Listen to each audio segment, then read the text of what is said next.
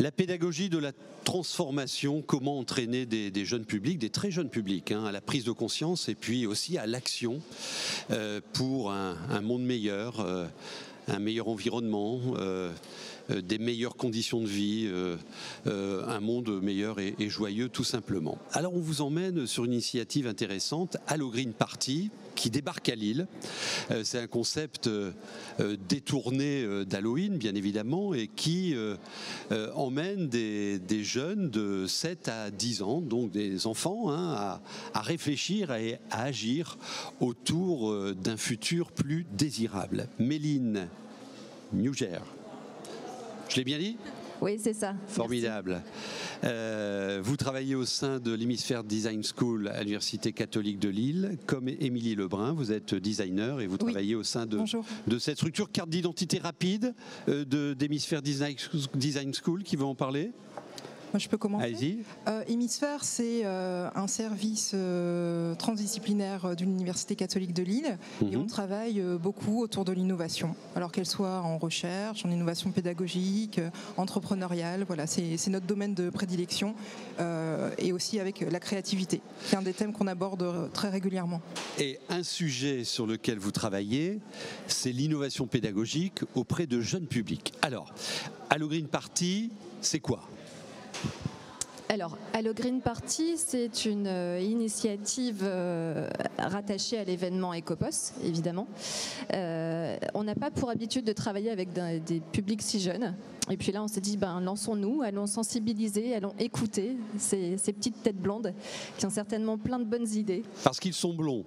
Non, pas forcément. Ah bon. C'est pour l'expression, je trouvais que ça faisait joli. Alors, l'idée, c'est d'aller travailler avec eux, de réfléchir en tout cas avec eux. Ça vient de plusieurs citations, plusieurs idées, comme quoi la Terre ne nous appartiendrait pas et que ce sont nos enfants qui nous la prêtent. Je ne l'ai pas inventé.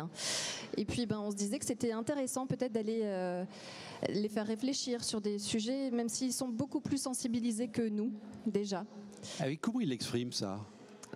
Comment est-ce qu'ils l'expriment ? Je pense qu'ils sont sensibilisés dès le plus jeune âge, aussi par le biais de l'école, parce qu'il y a quand même pas mal de dynamique au niveau de l'éducation sur des gestes plutôt écolos que nous, on n'avait peut-être pas, même si on en sort à peine de l'école, et que malgré tout, nous aussi, on commence en tant que parents, grands-parents, à avoir peut-être des approches un peu plus écolo, et qu'on leur transmet malgré nous, mais ils ont une sensibilité qui est beaucoup plus importante que celle que je pouvais avoir moi à leur âge. Alors, c'est intéressant parce qu'effectivement, il y a une ambiance médiatique et un discours et un sujet stratégique à l'éducation nationale autour de tout ça, donc ils sont baignés dans le sujet.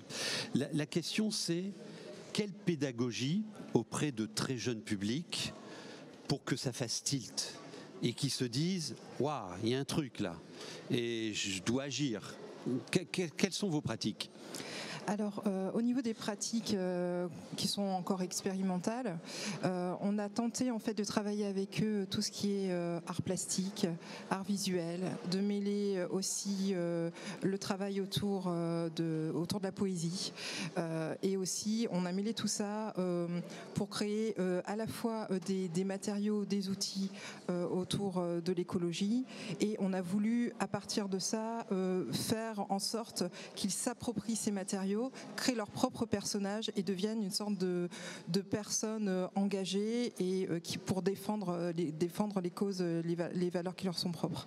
Donc on est passé beaucoup par la pratique et aussi par des initiations autour de la poésie et des personnes emblématiques au niveau de l'écologie. Donc il y a de l'écologie, il y a un peu de poésie, il y a de l'artistique également. Vous me donnez un ou deux exemples de ce qu'ils nous préparent, parce que sur ce plateau, la cohorte de ces jeunes, de ces très jeunes, ils sont une dizaine, viendront demain. Oui, ils viennent demain. Manifester. Oui, absolument. Oui. Nos gilets verts à nous. Ils ne seront pas totalement en vert, vous verrez demain, mais oui, c'est un peu ça. Alors, 2-3 exemples d'animation où se mêlent l'écologie, la poésie, l'artistique. Alors, on a proposé notamment la création de bombes de graines. Donc, ils ont mis les mains dans la terre. Ils l'expliqueront, je pense, demain, mais c'est un mélange de terre, argile, d'eau et de graines qui sont donc plantées à l'intérieur. Et ils les ont fait sécher, déposés dans des sacs qui contiennent aussi des petits poèmes et qui vont être distribués aux gens. Donc, l'idée aussi de ces ateliers, c'était pas de faire que pour soi, mais c'était aussi de distribuer, de donner aux gens des choses pour les alerter, en fait. Oui, donc il y a deux effets. Il y a d'une part l'apprentissage de la nature et en même temps l'apprentissage du faire ensemble. Oui. Parce absolument. que la transformation, c'est ensemble. Oui. C'est de la co-construction, de la coopération, bien évidemment. Autres exemples. C'est ça. Alors après, il y a un autre exemple, c'est-à-dire que l'idée, c'était pas uniquement. Alors oui, c'est une approche artistique, créative, poétique. C'est une volonté qui nous tient à cœur. Mais l'idée, c'est aussi de les engager, de susciter chez eux un esprit critique, et puis aussi la possibilité de s'exprimer. Donc bien évidemment ça passe par des ateliers sur lesquels on les guide, on les sensibilise comme Émilie a pu le faire aux diverses plantes ou à des choses offertes par la nature. Mais l'idée c'était aussi de travailler autour de la manifestation, puisque demain c'est une déambulation, une manifestation positive comme on l'a appelé. Et donc l'idée c'était aussi de travailler avec eux pour développer un esprit critique. Comment est-ce que ce que j'engage, ce que je fais, comment est-ce que mon avis peut avoir du sens, comment est-ce qu'il peut être entendu, par quels moyens je peux m'exprimer sans passer par une case de violence ou de contestation pure et dure. Donc on a aussi travaillé ça avec eux. Justement, ce monde est abîmé, ce monde est fracturé. Et Ecopost porte l'idée d'une transformation avec de l'espérance quand même, et que ça soit plus sympa à l'avenir. Est-ce qu'ils expriment ces deux visions, les difficultés du monde actuel, et en même temps, il y a peut-être encore possibilité de faire un truc? Comment ils l'expriment ça? C'est compliqué votre question. Mais c'est une réalité. Bien évidemment, c'est vrai que nous on va pas bien là en ce moment. Bien sûr que non, on va pas bien. Ça c'est certain. Est-ce qu'ils en ont conscience à ce point-là? Je suis pas sûre. Je suis pas sûre que les enfants voient les choses comme nous. Enfin, je suis même sûre qu'ils voient pas les choses comme nous. Et c'est aussi tout ce qu'on a essayé de semer nous pendant une semaine, parce que malgré tout, ils sont déjà dans des postures de comment je peux dire ça, pas d'agressivité, c'est un peu extrême, mais c'est vrai que toute la semaine, quand on a travaillé autour de la manifestation, il y a malgré tout des liens à la violence. Voilà. Donc on a aussi, nous, ce devoir en tant qu'adultes, de les sensibiliser à une autre forme d'expression. Et à la bienveillance. Qu'est-ce qui ne marche pas auprès des moins de 10 ans en pédagogie de la transformation? Genre... Est-ce qu'un discours d'un expert pendant une demi-heure, ça peut faire tilt ou pas? Non, je ne pense pas. Justement, c'est pour ça aussi qu'on a eu l'idée de travailler autour d'un débat. Le débat, ils l'ont animé, ils étaient co-animateurs, ils étaient participants. Et je pense que ce qui fonctionne le mieux, c'est lorsqu'on les fait être vraiment dans l'action. Qu'est-ce qu'ils expriment ? Donnez-nous du verbatim de ce qu'ils disent. Alors, au départ, ce qui est assez étonnant, c'est qu'ils étaient beaucoup dans arrêter d'eux, il ne faut pas que les adultes fassent, etc. Et là, on a eu justement ce matin, en sortant de l'atelier, une remarque vraiment saisissante, parce qu'ils se sont dit, ah oui, mais nous aussi, il faut qu'on fasse attention. Oui. Alors, là, c'est gagné, là, quand on arrive à ça. Ils ont créé un slogan. C'est quoi ? C'est arrête. Bon, c'est très simple, mais vous allez voir, il y a plein de choses aussi beaucoup plus poétique. Donc c'est arrêter de polluer qui s'est transformé en arrêtons de polluer. Arrêtons de polluer. Là, il s'inclut. Voilà, donc il s'inclut aussi beaucoup dedans.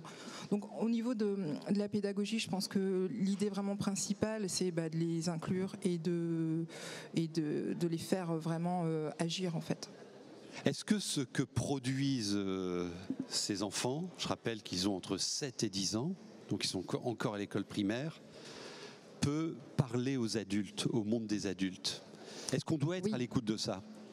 Oui, bien sûr. On doit être à l'écoute de tout, de toute façon. Quand on a fait le débat, on l'a construit avec eux, on l'a co-animé avec eux. Enfin, ils étaient surtout à l'animation. Et donc on a réfléchi avec eux, ils ont réfléchi aux questions qu'ils aimeraient poser aux adultes autour de la pollution. C'est le thème central de leur manifestation. Et puis donc on a réfléchi à 3 questions. La première question, c'était la pollution, c'est quoi ?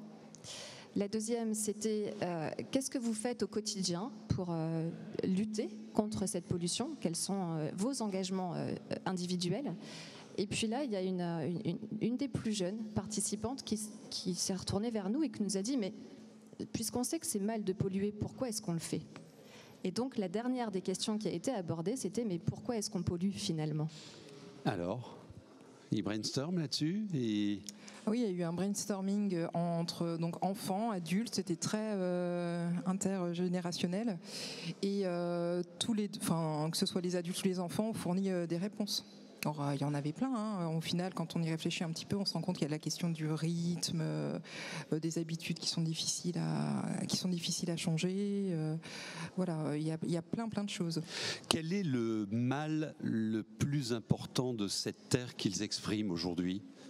Est-ce que c'est sur le champ de la pollution, de la consommation, de la mobilité ? C'est quoi le sujet rédhibitoire pour les moins de 10 ans ? C'est vrai que là, ils sont quand même très axés sur la pollution et plutôt la pollution de l'air. Oui, de l'air, de l'eau aussi. De l'eau aussi. Mais ils ont raison, 52 000 morts par an. Et puis aussi la sauvegarde des espèces animales. Je pense que c'est quelque chose qui les touche aussi beaucoup. Ouais. Quels sont les bons conseils que vous pouvez donner à des enseignants pour développer des animations autour de ces transformations ? Parce que ils sont parfois démunis, hein, par quel bout je vais le prendre ? Est-ce que je ne fais pas fausse route ? Qu'est-ce que vous pouvez leur dire ? Après, c'est délicat d'aller donner des conseils. Non, allons-y. Cela dit, vous êtes des pédagogues aussi. Moi, il y a un aspect qui m'intéresse, mais à tous les niveaux de la pédagogie, c'est la question de la posture. C'est-à-dire de ne pas arriver comme moi je sais, toi tu ne sais pas et je t'apprends, mais d'être dans une relation d'équilibre. On a tous besoin, les enseignants sans les élèves n'existent pas et inversement. Donc cette question de posture me semble essentielle. Et puis aussi sur l'adaptabilité. C'est-à-dire que là, nous, tel qu'on a travaillé cette semaine et comme on continue de le faire et on le fera encore demain, c'est-à-dire qu'on a un fil conducteur, on sait vers quoi on a envie d'aller, on sait quels sont nos enjeux et nos objectifs et on ajuste au fur et à mesure. Tout n'est pas rédigé à la lettre avant le démarrage. On brainstorm, on se voit souvent l'une et l'autre pour dire bon, et là maintenant on fait comment par rapport à comment est-ce qu'ils grandissent, comment ça évolue. Et on est vraiment dans une adaptabilité qui est fatigante, hein, qui n'est pas facile à gérer. Mais ce serait plutôt ça le conseil. Le conseil, si on veut, sur la question de la posture, de l'adaptabilité et de l'observation et de la réactivité. Qu'est-ce qui vous a étonné ? Oui, vous avez quelque chose à dire là-dessus ? Je vais juste ajouter qu'au fur et à mesure des séances, donc là on est à la 4e, il y aura donc la 5e demain, ils sont devenus de plus en plus autonomes et on a commencé par des temps on a travaillé ensemble par le groupe, donc les 10 enfants réunis, et petit à petit, au fur et à mesure qu'ils ont créé leurs personnages, qu'ils ont ciblé des problématiques qui les intéressent plus particulièrement, ils ont travaillé un peu plus en autonomie ou par groupe de 2, 3, voilà, donc ils ont vraiment, le projet a pris forme au fur et à mesure des séances. Est-ce qu'ils repèrent des héros ? Quels sont leurs héros positifs de la transformation ? Non ? À cet âge-là, ils ont des héros, bien évidemment. Après, est-ce que ces héros sont dans des dynamiques écolo ? Je ne sais pas. Oui, probablement de plus en plus. On a voulu travailler avec eux aussi sur la construction de leurs personnages.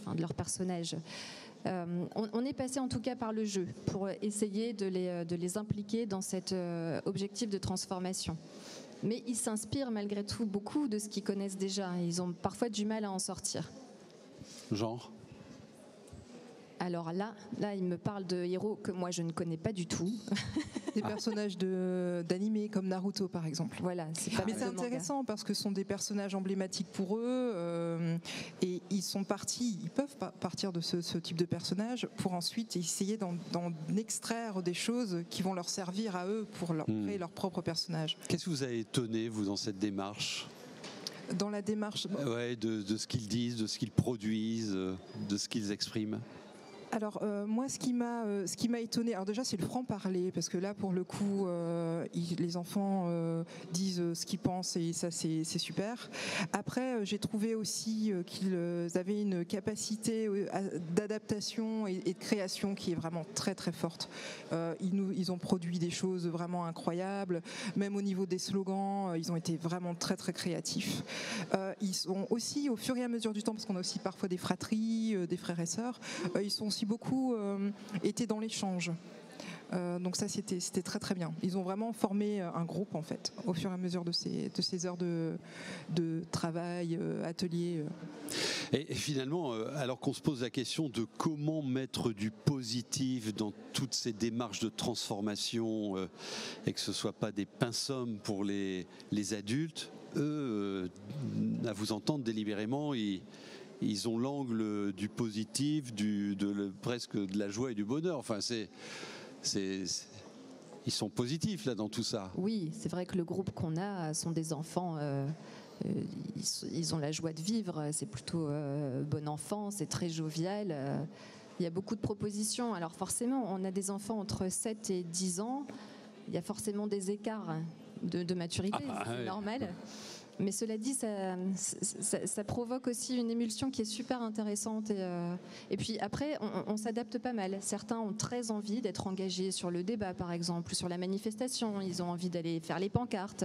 D'autres vont être un peu plus en retrait ou alors sur d'autres activités plus sensibilisées par les fleurs, par le dessin, la peinture. Voilà. Un dernier sujet qui est un sujet actuel. Comment parle-t-on de la sobriété aux enfants? Est-ce qu'ils en parlent aussi?